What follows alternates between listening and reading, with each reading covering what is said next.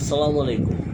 মানুষ সপ্তাহ 10 দিন যে কোনো একটা কিছু করার পরে অনেক সময় বলে যে এটা তার অভ্যাস হয়ে গেছে।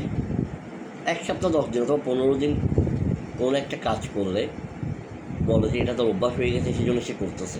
কাজটা ভালো হইতে পারে, খারাপও হইতে পারে। কিন্তু রমজানে পুরো 1 মাস সালাত আদায় করার পরেও, নামাজ আদায় করার পরেও, রমজানের পরে অনেকেই কিন্তু এটা বলে না যে আমার নামাজ পড়াটা আমার অভ্যাসে পরিণত হয়েছে। রমজানের পর অনেকে নামাজ ছেড়ে দিই।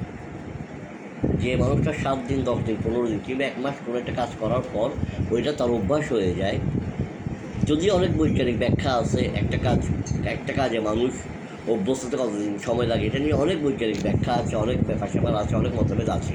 কিন্তু আপনি দেখবেন 7 দিন 10 দিন 15 দিন 1 মাস কোনো একটা কাজ করার পর মানুষ বলে যে এটা তার অভ্যাস হয়ে গেছে।